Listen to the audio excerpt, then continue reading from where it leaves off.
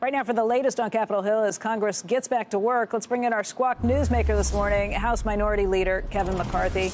And Mr. Leader, thank you. It's good to see you. Let's talk about what Kayla was just talking about, where we stand with the China trade talks right now. What's your best guess? Well, it shows to me that we're getting very close to be able to have a deal. But the most important thing that we can do to make sure we get that China agreement, this month, let's pass the USMCA.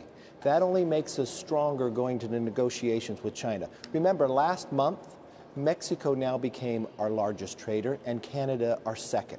This is a critical time that could only make us stronger. And if it comes to the floor, it will pass. But the challenge here is one person controls all that, the Speaker of the House calling it up to the floor. But it could help us end what's going on with China and make us stronger in those negotiations come November. The last reporting I'd seen suggested that Nancy Pelosi is in good faith talks with the administration right now, working on having that happen. Is that your understanding of the matter?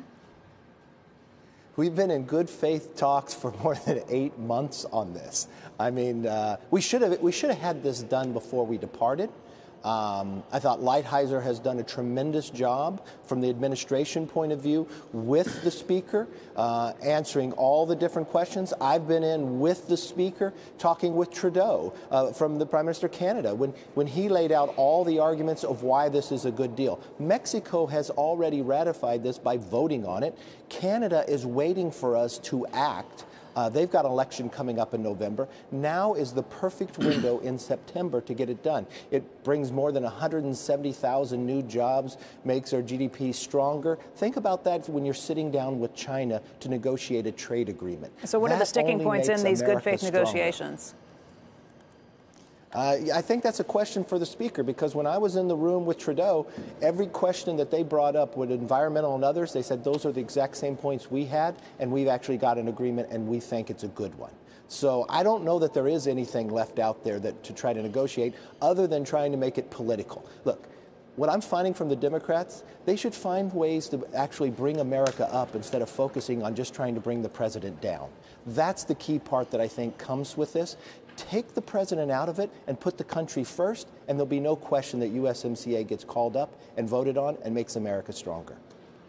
Mr. Speaker, talk a little bit about the Hong Kong situation. It looks like the latest provocation has been somewhat concluded.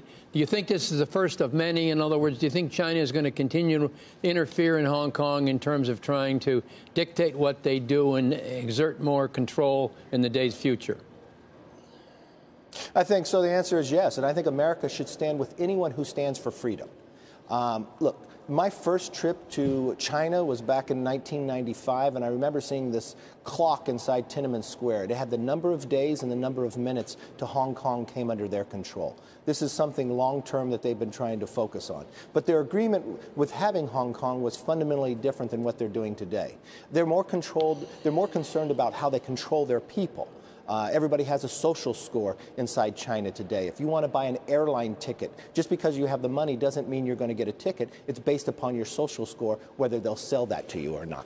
So, I mean, yes, this is a real concern. But here we are in Hong Kong, looking back 30 years from Tiananmen Square, where millions of people gathered and built that statue. It looked like the Statue of Liberty directly across from the portrait of Mao, with the craving of freedom of speech. And what are they craving inside Hong Kong today? Just freedom. And America stands with anyone who stands for freedom. Remember, America is more than a country. We are an idea of self-governance, that our power rests with the people. And I think just as back in the 80s we stood with the shipyard workers of Poland, we stand with those in Hong Kong today.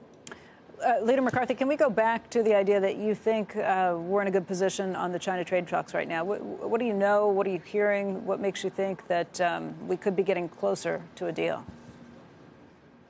Well, anytime I analyze a deal, I analyze the makeup of both individuals.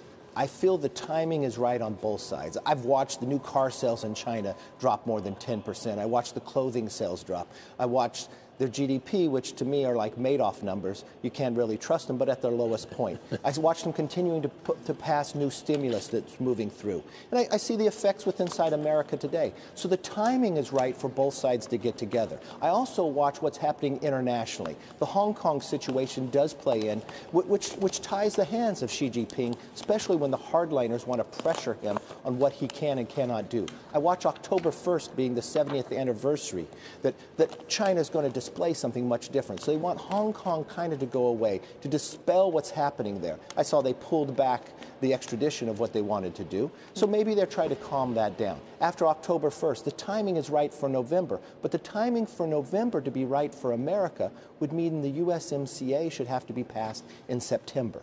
Wouldn't you want, as an American, to have the strongest argument going in with this agreement with China? Look, would you want to have this talks 20 years from now when their economy may be stronger or their military even be mightier? I don't think that's the case. So if I look at timing and I look at history, now is the moment. So why wouldn't we as Americans collectively say we want to put our best foot forward? Let's build America up instead of concerned about taking President Trump down. That is what we all should be focused on as we come back here, and that should be the first thing that we do. Fair point about USMC. I know a lot of our viewers in particular would like to see that get passed.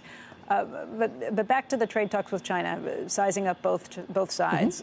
I know that right now it seems like resolve is very strong, even on both sides of the aisle, to play pretty tough with China at this point. Will that resolve continue if this timing gets pushed off into next year, if it gets closer towards the election, if we start to see more pressure points on our economy? What, I guess just from a reasonable perspective, if you're looking at a looming election, what happens? Look, a lot has to come down with China as well. I see this president wanting to make an agreement. I saw that in good faith we had a lot of negotiations. When we put it all on paper and they took it back to China, the hardliners said no. So it comes to a point, can China make an agreement? They're hurting every single week it goes through. That supply chain continues to lead. They're feeling it. But they also think in dynasties, why we think in every 2-year elections.